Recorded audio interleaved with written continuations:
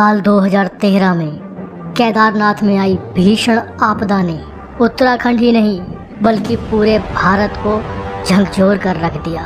इस महाप्रलय में सैकड़ों हजारों लोग लापता हो गए, बेघर हो गए। आज हम आपके साथ आपदा की पूरी सच्चाई, आपदा की पूरी कहानी, पूरी घटना शेयर कर रहे हैं। अगर आप जानना चाहते हैं कि आखिर क्या हुआ था उस रात, तो इस वीडियो को पूरा जरूर देखिएगा। जय बाबा केदारनाथ।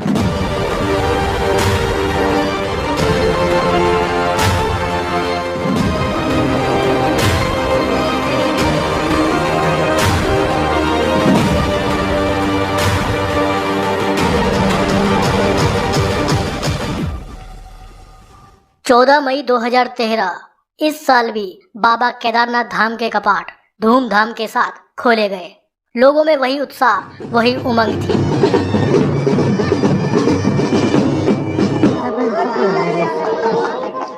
और इसके बाद ठीक 1 महीने तक यात्रा सुचारू रूप से चलती रही, जिस बीच हजारों लाखों लोगों ने बाबा केदारनाथ धाम में दर्शन किए। 15 मई 2013 पिछले 3 दिन से हो रही लगातार बारिश आज भी जारी थी। श्रद्धालु पैदल मार्ग द्वारा घोड़े पालकी से केदारनाथ धाम की ओर जा रहे थे और हजारों श्रद्धालु मंदिर परिसर में मौजूद थे। लेकिन कोई नहीं जानता था कि आने वाले 2 दिनों में उनका सामना एक महाप्रलय से होने वाला है।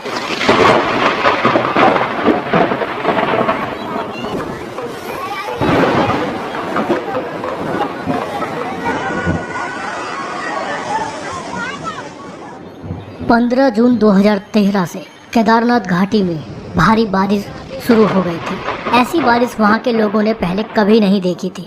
16 जून को भी बारिश जारी रही। इस दौरान केदारनाथ के आसपास के पहाड़ों पर झीलों में भारी मात्रा में पानी भर गया था और ग्लेशियर भी पिघलने लगे थे।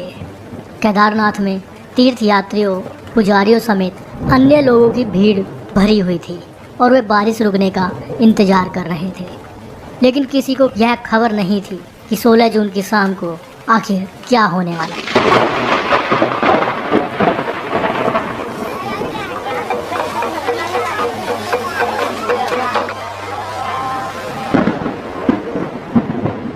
केदारनाथ में शाम ढल चुकी थी और बारिश अभी भी जारी थी। केदारनाथ के आसपास बहने वाली नदियां मंदाकिनी और सरस्वती नदी उफान पर थी। खासकर मंदाकिनी नदी की गर्जना डराने वाली थी। इसका स्रोत केदारनाथ के पास के पहाड़ पर चोराबाड़ी झील थी, जिसमें पानी लबालब भर चुका था। केदारनाथ के आसपास पहाड़ों पर लगातार बादल फट रहे थे। लोग भयभीत होने लगे थे। बारिश रुकने का नाम नहीं ले रही थी। सभी तीर्थयात्री केदारनाथ मंदिर के आसपास बने होटलों और धर्मशालाओं में आराम कर रहे थे। पुजारी समेत अन्य स्थानीय लोग भी इस बात से अनजान थे कि केदारनाथ के लिए वो रात भारी गुजरने वाली है। करीब रात्रि 8:30 बजे केदारनाथ में पहली बार मौत के भयंकर मंजर से लोगों का सामना हुआ। लगातार 2 दिनों से पहाड़ों पर हो रही भारी बारिश और बादल फटने से लैंडस्लाइड शुरू हो गया था। केदारनाथ में 16 जून 2013 की रात में करीब 8:30 बजे जोरदार लैंडस्लाइड हुआ और मलबे के साथ पहाड़ों में जमी भारी मात्रा में पानी तेज रफ्तार से केदारनाथ घाटी की तरफ बढ़ा और बस्ती को छूता हुआ गुजर गया। जो बह गए सो बह गए, लेकिन इसमें कई लोग जो बाल बाल बच गए थे वो जान बचाने के लिए इधर उधर भागने लगे। जहां बाबा केदारनाथ की जय की गूंज थी, वहां रात के सन्नाटे में लोगों की चीख पुकार मच गई। जान बचाने के लिए लोग होटलों और धर्मशालाओं की तरफ भागने लगे। केदारनाथ मंदिर के आसपास बसा शहर चारों तरफ से गर्जना करती नदियों से घिर चुका था। मौत के खौफ से लोग कुछ समझ नहीं पा रहे थे और वे सुबह का इंतजार करने लगे। लेकिन उन्हें क्या पता था कि उन्होंने सैलाब का पहला आघात झेला है। सुबह इससे भी ज़्यादा भयानक कुछ होने वाला था। रात भर केदारनाथ बस्ती के आसपास से गर्जना के साथ नदियां बहती रहीं। बारिश लगातार हो रही थी। लोग बचने के रास्ते खोज रहे थे। वे लोग दहशत से भरे हुए थे। लेकिन केदारनाथ में फंसे ये लोग बारिश रुकने के इंतजार में थे। कुछ लोग पहाड़ों पर ऊपर की ओर पलायन करने लगे। रात भर लगातार बारिश होती रही। मंदिर, होटलों, रेस्ट हाउस में जाग रहे लोग यही सोच रहे थे कि अब पता नहीं क्या होने वाला है। अचानक मंदाकिनी की भयानक गर्जना के बीच चोराबाड़ी ताल के एक तरफ पत्थर जोरदार धमाके के साथ, जोरदार आवाज के साथ टूट गया और कयामत आ गई। कुछ लोग उस वक्त मंदिर के अंदर मौजूद थे, वहीं कुछ लोग होटल धर्मशालाओं में मौजूद थे और कुछ लोग केदारनाथ मंदिर के आसपास के परिसर में मौजूद थे। जिन लोगों ने उस मंजर को आता देखा वो लोग चीख पुकार करने लगे। ताल का सारा पानी मलबा, पत्थर, बड़ी बड़ी चट्टानों के साथ तेज गति से बहता हुआ केदारनाथ बस्ती की ओर तहस नहस करता हुआ होटलों, घरों, रेस्ट हाउस, दुकानों को मिट्टी में मिलाता निकल गया और पीछे से सैकड़ों मौतों का ऐसा मंजर छोड़ गया जिसको देखने वालों की रूह कांप गई। करीब 40 किलोमीटर प्रति घंटे की रफ्तार से 100 मीटर ऊंची पानी की लहरों में बड़ी बड़ी चट्टानें थीं। इस सैलाब में कई रेस्ट हाउस, होटल बह गए और यह अपने साथ कई लोगों को बहा कर ले गया। केदारनाथ धाम में किस्मत से जिंदा बच गए लोगों के कई रिश्तेदार सैलाब में उनकी आंखों के सामने बह गए। इनमें से कईयों का आज तक भी पता नहीं चल पाया है। कुछ ही मिनटों में केदारनाथ बस्ती में मकानों की जगह पत्थर का मलबा इकट्ठा हो चुका था।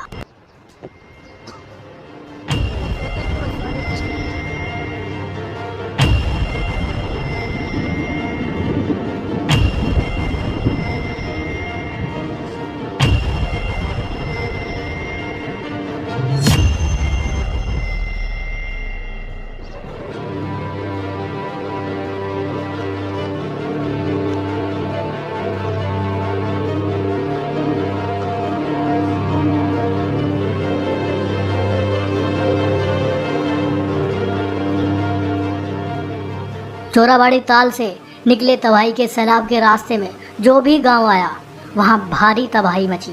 रामबाड़ा और गौरीकुंड के इलाकों में जान माल का भारी नुकसान हुआ।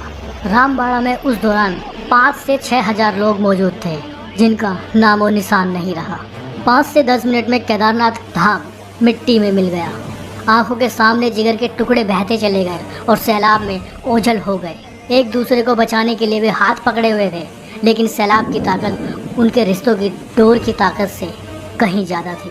चंद मिनटों में सैकड़ों परिवार उजड़ गए। एक एक परिवार के कई कई लोग लापता हो गए, लेकिन बारिश अभी भी नहीं थमी थी। इस तबाही में केदारनाथ मंदिर बच गया, जिसके पीछे एक बहुत बड़ी चट्टान आकर रुक गई और सैलाब किनारे से गुजर गया। केदारनाथ में बचे कुछ जिंदा लोग बारिश रुकने और मौसम साफ होने का इंतजार कर रहे थे। उनके पास खाना पीने के लिए साफ पानी तक नहीं था।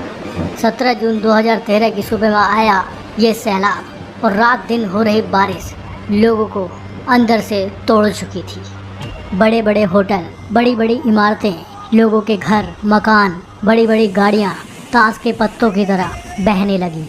ये मंजर इतना खतरनाक था जिसे देखकर लोग पूरी तरह से भयभीत हो चुके थे। 18 जून को जब बारिश थमी और मौसम साफ हुआ, केदारनाथ शहर पूरी तरह से बर्बाद हो चुका था। लोग जगह जगह इधर उधर पड़े हुए थे। जगह जगह पत्थर और खंडरों में लोग फंसे हुए थे।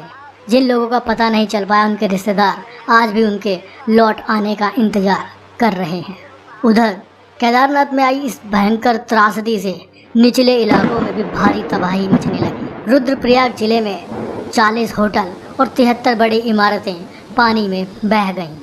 ताश के पत्तों की तरह बिखरती इमारतें देख लोगों की रूह कांप उठी।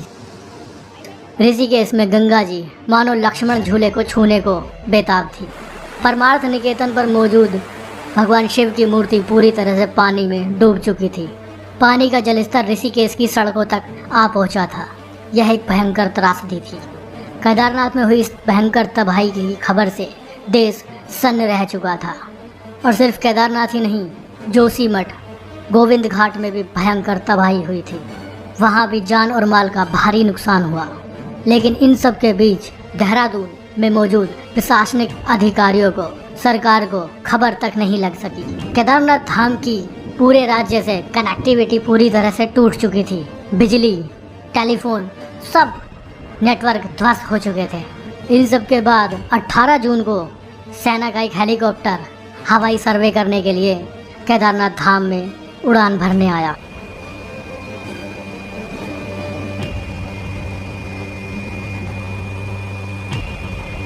पहले वे इस मंजर को देखकर विश्वास नहीं कर रहे थे। उन्होंने देखा कि रामबाड़ा तो पूरी तरह से तबाह हो चुका था।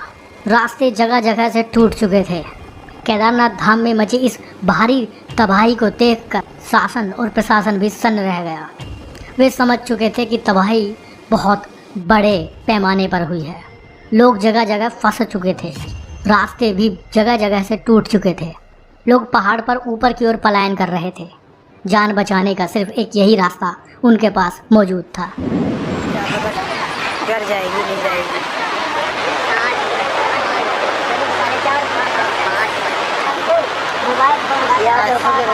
आज थोड़ी सी हिम्मत आज बंदी।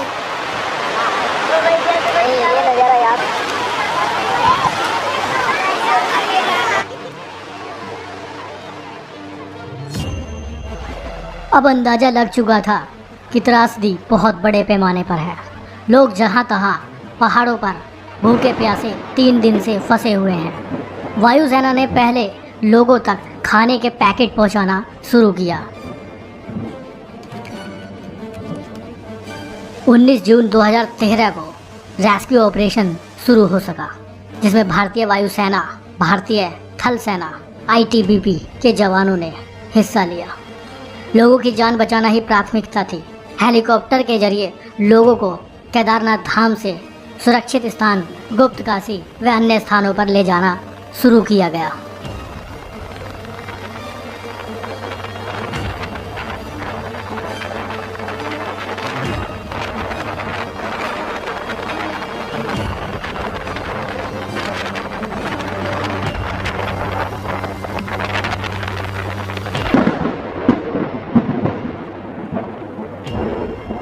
केदारनाथ में आई इस भयंकर त्रासदी से पूरी केदार घाटी नष्ट हो चुकी थी। कुछ चंद लोग ही जिंदा रह पाए थे। NDRF भारतीय सेना ने मिलकर हजारों लोगों को रेस्क्यू किया, लेकिन उनसे कहीं ज़्यादा कई हजार लोग इस सैलाब में बह चुके थे। बताया जाता है कि इसमें 12,000 से ज़्यादा लोग मारे गए। सरकारी आंकड़े 4,000 से ज़्यादा मौत की गवाही देते हैं। त्रासदी के कई महीनों बाद भी केदारनाथ के आसपास के इलाकों से मिले कंकाल भी बताते हैं कि वो प्रलय का मंजर कितना भयानक रहा होगा। केदारनाथ त्रासदी को अब 8 साल बीत चुके हैं। केदारनाथ धाम में बहुत बड़े स्तर पर विकास कार्य किया जा रहा है। 2013 में इस भयंकर आपदा से, इस भयंकर त्रासदी से जान माल का बहुत बड़ा नुकसान हुआ। उसकी भरपाई कर पाना असंभव है, लेकिन अब केदारनाथ धाम को उस सुरक्षित तरीके से तैयार किया जा रहा है कि भविष्य में अगर इस तरह की घटना होती है तो केदारनाथ धाम और वहाँ मौजूद लोगों को नुकसान न पहुँचे। जय भोलेनाथ, जय बाबा केदारनाथ।